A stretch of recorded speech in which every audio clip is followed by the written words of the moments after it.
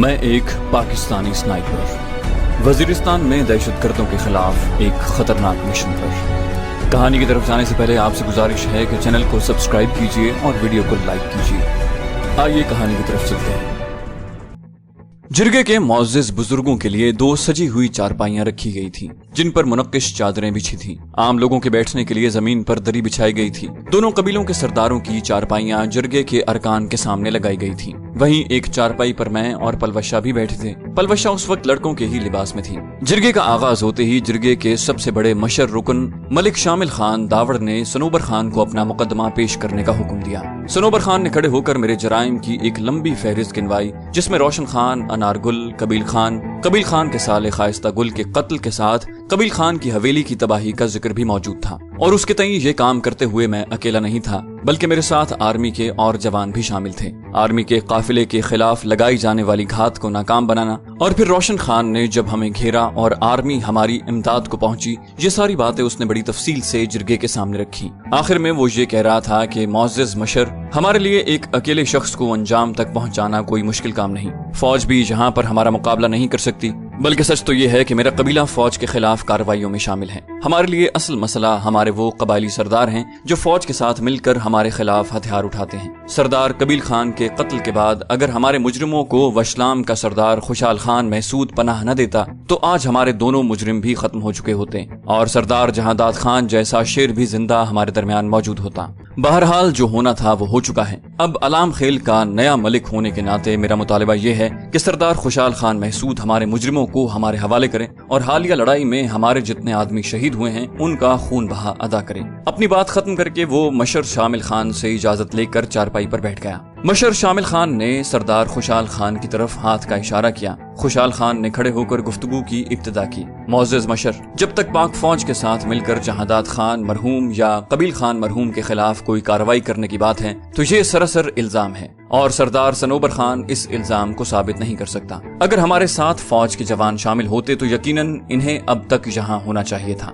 क्योंकि हमारे गांव को चारों तरफ से सरदार सनोबर खान के लश्कर ने घेरा हुआ है और कोई भी बंदा उनके आदमियों की इजाजत के बगैर इस इलाके में दाखिल नहीं हो सकता। रह गया अपने कबीले में किसी अजनबी को पनाह देने की बात, तो उसकी इजाजत बल्कि हुक्म मुझे कबायली रिवायात देती हैं। यही बात उस दिन मैंने सरदार जहादात खान मरहूम से भी अर्ज की थी कि जब तक उसके मुजरिम मेरे कबीले में रहेंगे मैं उनकी हिफाजत का पाबंद हूँ। अलबत्ता जब वो मेरे कबीले की हुदूद से निकल जाएं तो फिर उनका मुझसे कोई ताल्लुक न होगा। मगर सरदार जहादात खान ने मेरी एक न सुनी और अपने बड़े लश्कर के जोम में मेरे कबीले का घेराव कर लिया। गोली चलाने की इब्तिदा भी उन्होंने की। मेरे दो आदमी भी पहले उन्होंने शहीद किए, उसके बाद जवाब देना मेरा हक बनता है। इस ज़िमन में मुअज़्ज़िज़ मशर ये बात जेर नजर रखे कि 1.5 साल पहले मेरा एक दुश्मन सरदार कबील खान के यहाँ पनाह ले चुका था, जो आज भी अलाम खेल में उसका लश्करी बनकर जिंदगी गुजार रहा है। वो मेरे कबीले का दुश्मन है और जिस दिन हम में से किसी को अलाम खेल की हुदूद से बाहर नजर आया, हम अपना बदला लेंगे। लेकिन हमने इस मुताल्लिक ना तो सरदार कबील खान से गिला किया और ना उसकी वजह से दोनों कबीलों के दरमियान जो माहिदा हो चुका था उस पर हर्फ आने दिया। अब उनकी बारी आने पर मैं भी सनोबर खान से इसी वसीउल कल्बी की ख्वाहिश रखता हूँ। इस मर्तबा सनोबर खान बराह रास्त खुशाल खान महसूद को मुखातिब हुआ। सरदार जहादात खान ने आपके मुजरिम को आपके हवाले करने की पेशकश की थी। खुशाल खान ने इस बात में सर हिलाया, हाँ ये सच है, लेकिन मैं ऐसा नहीं कर सकता था। ये बात सरासर कबायली रिवायात के खिलाफ थी और मैं नहीं चाहता कि सिर्फ अपने दुश्मन की बाजियाबी के लिए अपने पुरखों की शानदार रिवायात को पसे पुश्त डाल दूं। ये बुज़दिली और खुद गर्जी की अलामत है। खुशाल खान की बात काफी सख्त थी। सनोबर खान गुस्से होते हुए बोला, बुज़दिल कौन है ये जल्द ही पता चल जाएगा। मशर शामिल खान दावड़ ने फौरन उन दोनों को अपनी तरफ मुतवज्जे किया। दोनों सरदार एक दूसरे को धमकी देने या नाजेबा अल्फाज कहने से गुरेज करें। दोनों सरदार खामोश हो गए। सरदार खुशाल खान, क्या आपके पास कोई ऐसा सबूत है जिससे साबित हो कि आपके मेहमान जीशान या SS नामी शख्स का ताल्लुक आर्मी से नहीं? इस बारे में सरदार सनोबर खान ने जो बात की है उसकी रोशनी में तो आपके दोनों मेहमान मशकूक हैं, क्योंकि दोनों ने बगैर किसी वजह के न सिर्फ सरदार कबील खान को कत्ल किया है बल्कि और भी कई ऐसी कार्रवाइयां की हैं जिनकी कोई तौजीह नहीं की जा सकती, सिवाय इसके कि आपके दोनों या कम से कम एक मेहमान फौजी है और दूसरा उसका मददगार है। और कबायली रिवायात के मुताबिक आप सरकारी अफराद को साथ मिलाकर किसी दुश्मन कबीले के खिलाफ कोई भी कार्रवाई नहीं कर सकते।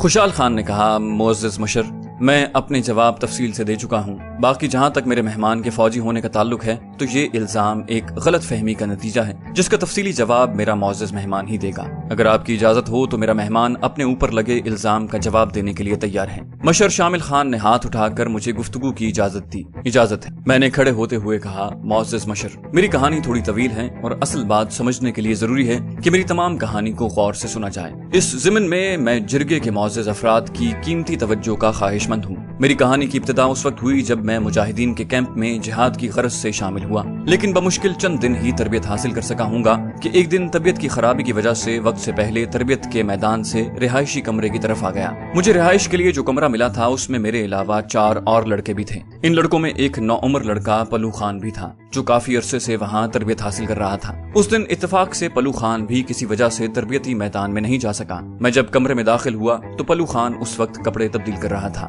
اپنے تئیں خود کو اکیلا سمجھ رہا تھا، اس لیے اس سے یوں بے احتیاطی ہو گئی، اور اندر داخل ہوتے ہی میں یہ دیکھ کر حیران رہ گیا کہ پلو خان لڑکا نہیں لڑکی ہے۔ یہ بھی مجھے دیکھ کر پریشان ہو گئی تھی، لیکن جو ہونا تھا وہ ہو چکا تھا۔ میں نے اسی دن پلو خان سے اس کی وجہ پوچھی اور اس کی وجہ جانتے ہی مجھے اس سے ہمدردی ہو گئی جو بعد میں محبت میں ڈھل گئی۔ میں نے اسے شادی کی پیشکش کی جو اس نے اس شرط پر مان لی کہ اگر میں اس کے دشمن کے خلاف اس کی مدد کروں۔ بس میں تیار ہو گیا۔ اسی دن ہم دونوں مجاہدین کے کیمپ کو خیر بات کہہ کر وہاں سے نکل آئے۔ ہمارے پاس ہتھیار وغیرہ موجود نہیں تھے اور اتنی رقم بھی نہیں تھی کہ ہتھیار خریدتے۔ میں نے رقم کے بندوبست کے لیے مردان کا رخ کیا۔ وہاں سے آتے وقت میرا قریبی دوست گل خان بھی میرے ہمراہ تھا۔ شکئی سے ہم پیدل شوال وادی کی طرف آ رہے تھے کہ راستے میں وچا نرائے پہاڑی کے دامن میں ہم پر گولیاں برسائی جانے لگیں۔ ہم ڈر کر وچا نرائے پر چڑھ گئے۔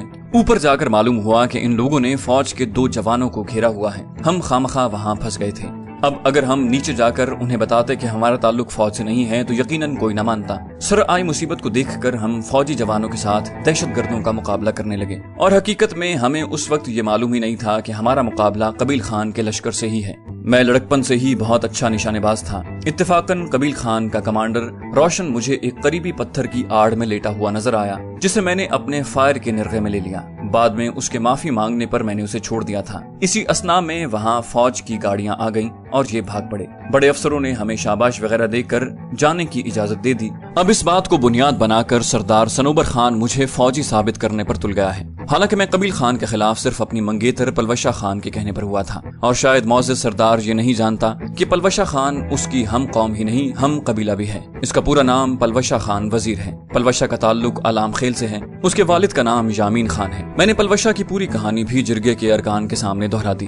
باقی سردار سکلین خان کے بیٹے کی شادی میں انارگل کو پلوشہ نے اس لیے قتل کیا کیونکہ انارگل وہی شخص ہے جس نے پلوشہ کے چھوٹے بھائی کو لات مار کر گاڑی سے نیچے گرایا تھا، جس کی وجہ سے اس معصوم کی موت واقع ہو گئی تھی۔ روشن خان خود ان کے اپنے آدمی کی گولی کا نشانہ بنا۔ 1-2 اور قتل ہم نے اپنی جان بچانے کے لیے کیے تھے، اور دفاع کا حق ہر انسان کو تو کیا جانور کو بھی حاصل ہے۔ قبیل خان کی حویلی کی تباہی اور اس کے سالے خائستہ گل کے قتل کا الزام معزز سردار سنوبر خان بالکل بھی ثابت نہیں کر سکتا۔ یہ بالکل ایسا ہی الزام ہے جیسا کہ میرا فوجی ہونا۔ میری تفصیلی بات کو تمام نے بڑے غور سے سنا۔ پلوشہ کے لڑکی ہونے کا سن کر حاضرین میں سے اکثریت اسے گھورنے لگی۔ وہ سب سے بے نیاز خاموش بیٹھی تھی۔ سنوبر خان کھڑے ہوتے ہوئے بولا، ایک خوبصورت لڑکا لڑکیوں کی طرح لگ سکتا ہے، لڑکی ہو نہیں سکتا۔ میں نے فوراً جواب دیا، معزز مشر، اس کا فیصلہ کرنا نہایت آسان ہے۔ کوئی بھی خاتون پلوشہ کو خلوت میں لے جا کر آسانی سے اس حقیقت سے پردہ اٹھا سکتی ہے۔ سنوبر خان نے فوراً پینترا بدلا، ٹھیک ہے، مگر پلو خان ہے، پلوشہ ہے یا کوئی تیسری مخلوق ہے، اس کے لڑکی ثابت ہونے پر اس کا قبیل خان پر لگایا گیا بہتان کہاں سچ ثابت ہوتا ہے؟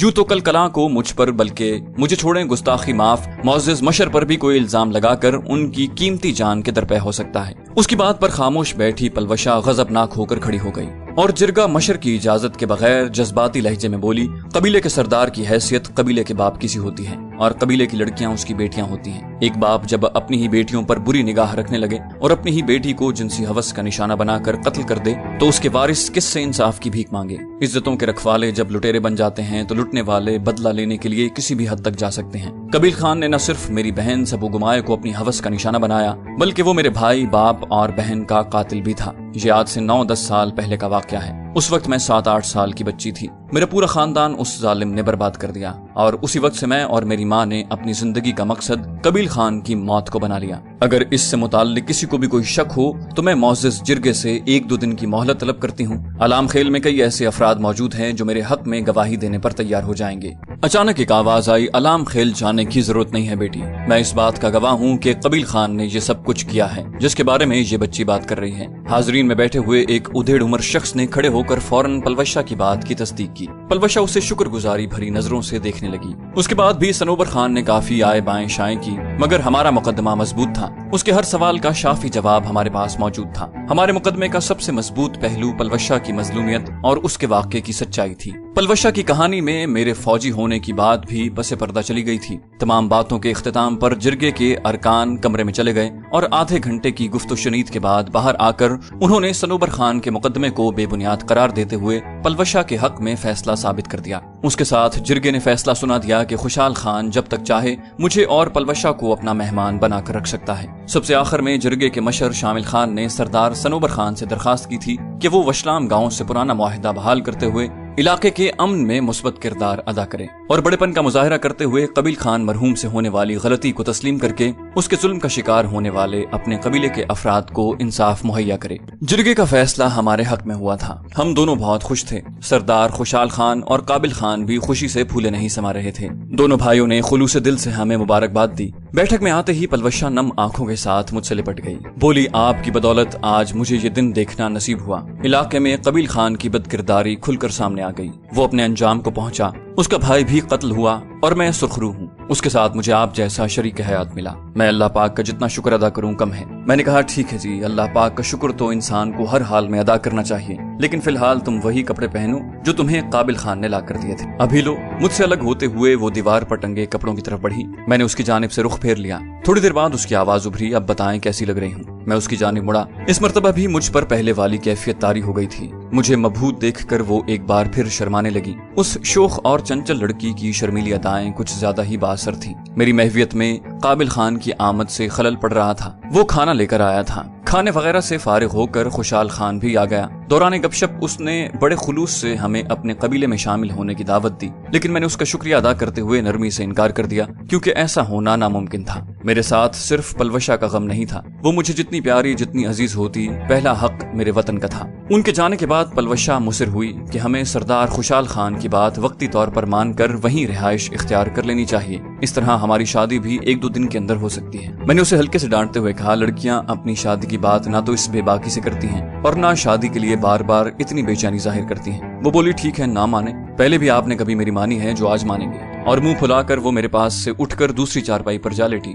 मैंने कहा, फिर खफा होने का मतलब? चंद दिन की मोहलत तो दो ना। वो मासूमाना अंदाज में चिल्लाई, चंद दिन का मतलब होता है ज्यादा से ज्यादा 10 दिन, समझे? मैंने कहा, हाँ, तकरीबन इतने ही। वो बोली, मुझे लग रहा है कि आप रोज बरोज अपनी मंगेतर के रोब में आते जा रहे हैं। मैंने रुमानवी लहजे में कहा, वो शायर कहता है ना, अगर वो रूठ जाता है तो हमारी जान निकलती है। वो हसरत भरे लहजे में बोली, पता नहीं कब वो दिन आएगा जब आप थके हारे बाहर से आएंगे और मैं आपके सामने खाना रखूंगी। जब आपको पसंद नहीं आएगा तो आप मुझे डांटेंगे और मैं रोने लग जाऊंगी और आप खाना पीना भूल कर मुझे मनाएंगे और देर तक मनाते रहेंगे। उसकी आवाज मुझे कहीं दूर से आती हुई महसूस हो रही थी। मैं धीमी आवाज में गुनगुनाने लगा, सोना न चांदी न कोई महल। हिफ्ज़े मा तक़द्दुम के तौर पर हम दोनों हफ्ता भर काबिल खान के ही मेहमान बने रहे। गो सनोबर खान जिरगे वाले दिन ही अपना सारा लश्कर वापस ले गया था और उससे 1 दिन बाद उसने खुशाल खान को अलाम खेल आने की दावत दी थी। दोनों सरदारों ने इकट्ठे खाना खाया और पुराने मुआहिदे को फिर से बहाल कर दिया था। काबिल खान भी साथ ही गया था। उसने मुझे बताया कि सनोबर खान ने हम दोनों का कोई जिक्र नहीं किया था,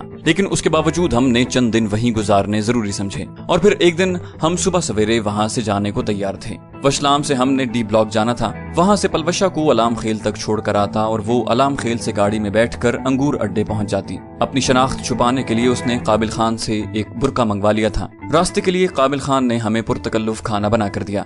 मैंने दोनों सरदारों से अलविदाई मुआनिका किया, जबकि पलवशा के सर पर दोनों ने शफकत भरा हाथ फेरकर हमें रुखसत कर दिया। सरदार खुशाल खान ने हमें चंद मुहाफिज साथ ले जाने का मशवरा भी दिया, लेकिन मैंने शुक्रिया के साथ इनकार कर दिया।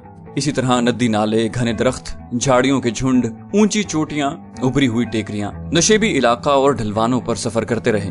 दोपहर को मौसम ने तेवर बदले और हमें एक गार में पनाह लेना पड़ी। सबसे पहले तो हमने खुश्क लकड़ियों का अंबार जमा किया और फिर आराम करने लगे। शाम को खाना वगैरह खाकर वो मुझे आराम करने पर इसरार करने लगी। उसके तई अगर वो सो गई थी तो मैंने उसे जगाना ही नहीं था। उसकी जिद के आगे हथियार डालते हुए मैं लेट गया। उस दिन मोर्चे में तो मैंने उसकी गोद में लेटने से इनकार कर दिया था, लेकिन इस वक्त गार में वो अपनी मनवा कर रही। मैं ये भी जानता था कि उसने मुझे 12-1 बजे नहीं जगाना था और वो सारी रात इसी तरह बैठे बैठे गुजार देती। लेकिन हम स्नाइपर्स की नींद उमूमन मर्जी की ताबे होती है। ना तो हम इतनी गहरी नींद सोते हैं कि माहौल से बेखबर हो जाएं और ना ही मुसलसल नींद में डूबे रहते हैं। बेशक पलवशा भी तरबियत याफ्ता थी, लेकिन उसकी तरबियत इस नहज पर नहीं हुई थी जिस तरह हम स्नाइपर्स या कमांडोज की होती है। उसके साथ वो अल्लड़ दोशीजा भी थी और उसकी उम्र की नींद तो यूं भी आदमी को गाफिल कर देती है। 12:30 बजने को थे जब खुद ब खुद मेरी आंख खुल गई। उस वक्त पलवशा भी गार की पथरीली दीवार से टेक लगाए बैठी थी। वो गाहे गाहे जलती हुई आग पर लकड़ी का टुकड़ा रख देती।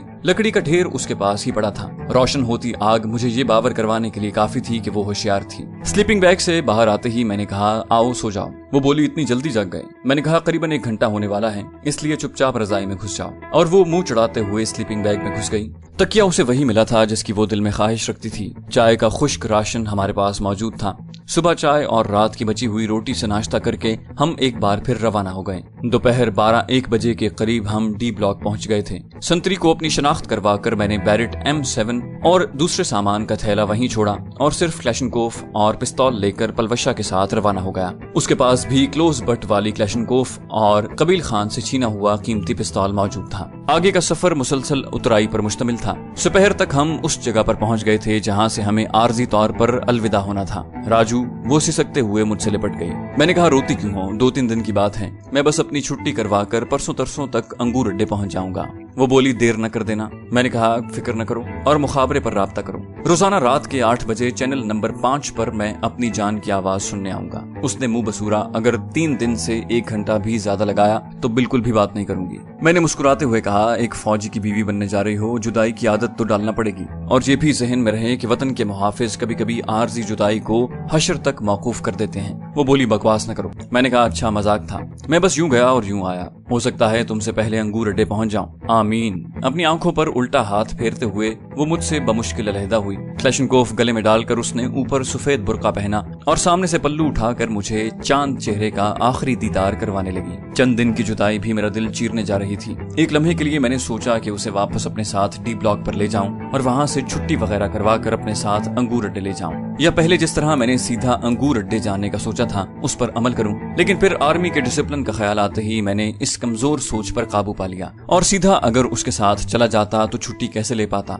अगर आज मैं उससे चंद दिन दूर नहीं रह सकता था तो कल कला को जब वो मेरी बीवी होती और तलागंग में बैठी होती तब मैं दिन कैसे गुजारता। अपने प्यारों से जुदाई तो यूं भी हम फौजियों का मुकद्दर होता है। कभी सियाचिन और कारगिल की बर्फपोश पहाड़ों में जहां रगों में खून की गर्दिश जमा देने वाली ठंड पड़ती है, वहां अपने प्यारों की यादों का अलाव जलाकर इस गर्दिश को रवां रखते हैं। कभी वजीरिस्तान की बारूद उगलती वादियों में अपने लिए दुआएं करने वालों की मनाजात से हौसला पाकर दुश्मन को मुंह तोड़ जवाब देते हैं। कभी सिंध के खुश्क सहराओं में प्यास और गर्मी का मुकाबला ये सोचकर करते हैं कि कम से कम हमारी वजह से वतन अजीज की कितनी माएं, बहनें, बेटियां, भाई और बुजुर्ग आराम की नींद सो रहे हैं। कभी बलूचिस्तान के बेआबोगयाह पहाड़ियों में पसीना बहाते हुए दिल को वो वक्त बीत जाने की तसल्ली देते हुए वक्त गुजार लेते हैं। ये जुदाई, ये बिछड़ना, ये दूरियां, ये तड़पना, रोना, आहें और सिसकियां हम फौजियों का मुकद्दर है और इसका बदला सिर्फ अल्लाह की जात ही दे सकती है। तनख्वाह के नाम पर मौसूल होने वाले चंद रुपए यकीनन इसका बदल नहीं हो सकते। मैंने धीमे लहजे में कहा, जाओ गुड़िया। उस वक्त मैं खुद को बहुत कमजोर महसूस कर रहा था। नफी में सर को दाएं बाएं हिलाते हुए वो एक मर्तबा फिर आगे बढ़ी और मुझसे लिपट गई। मैंने कहा, कह तो दिया जल्दी आ जाऊंगा। मैंने उसे डांटने की कोशिश की मगर मेरे मुंह से फकत बेबसी भरी आवाज ही निकल सकी थी। वो बेआवाज रोती रही। मैंने कहा, पलवशे पता है ना, अगर अंगूर अड्डे वाली आखिरी गाड़ी निकल गई तो कितना मसला बनेगा तुम्हारे लिए, और यहाँ से डी ब्लॉक तक मैं भी जाने रात को किस वक्त पहुंचूंगा। क्या यही चाहती हो कि अंधेरे में ठोकरे खाता रहूं? इस मर्तबा मेरी बात का उस पर खातिर खा असर हुआ। एक झटके से मुझसे जुदा होकर उसने बुर्का चेहरे पर डाला और पीछे मुड़कर तेज कदमों से दूर जाने लगी, यूं जैसे अगर 1 सेकंड की देर हो गई तो वो जा नहीं पाएगी। मैं वहीं रुक कर उसे देखता रहा। पीछे मुड़े बगैर उसने नाला अबूर किया और फिर फरलांग भर का फासला तय करके सड़क पर चढ़ गई। मैं वहीं खड़ा उसे देखता रहा, यहाँ तक कि अलाम खेल से एक वैगन निकल कर अंगूर अड्डे की तरफ जाने लगी। उसके हाथ का इशारा पाकर वैगन उसके करीब रुकी। आखिरी मर्तबा उसने पीछे मुड़कर देखा, यूं जैसे उसे अच्छी तरह मालूम हो कि मैं यहाँ खड़ा हूँ, और फिर वैगन में बैठ गई। वैगन के आगे बढ़ते ही मैं थके थके अंदाज में पीछे मुड़ा और डी ब्लॉक की बुलंदियां सर करने लगा। मेरे दिलो दिमाग में उस वक्त पलवशा के बिछड़ने के अलावा कोई ख्याल जागुजी नहीं था। इसमें कोई शक नहीं कि किसी भी इंसान की जिंदगी का सबसे बड़ा दुख बिछड़ना ही होता है, चाहे वो जुदाई आर्जी हो या हमेशा की। दूरियां और फासले दिल में वो घाव पैदा करते हैं जिन्हें कुर्बत के मरहम ही से शिफा मिल सकती है। मैंने खुद कलामी के अंदाज में बड़बड़ा कर खुद को तसल्ली दी, कोई नहीं, चंद दिनों की बात है। अजीब बात थी कि माहीन, जेनिफर और रोमाना से हमेशा की जुदाई में मेरे दिल का ये हाल नहीं हुआ था जो पलवशा के आर्जी दूर जाने पर हो रहा था। कभी तो पलवशा का टकराना मुझे अपनी जिंदगी की सबसे बड़ी बदबख्ती लगता था कि इस टकराव की वजह से मोहब्बत जैसी बीमारी ने एक बार फिर मेरे दिल में पंजे गाड़ लिए थे। और कभी उसके मिलने पर मैं खुद को दुनिया का खुशकिस्मत तरीन आदमी समझता कि मुझे उस जैसी अलबेली दोशीजा से मोहब्बत हो गई। बिला शक व शुबा उस जैसी लड़कियां कहीं सदियों में ही जन्म लेती हैं। सिन्फ नाजुक होते हुए यूं एक जालिम और जाबिर सरदार से टकराने का हौसला पैदा करना इतना आसान काम नहीं था। चैनल को सब्सक्राइब कीजिए और बेल आइकन पर क्लिक कीजिए ताकि आपको तमाम वीडियोस फौरन मिलती रहें।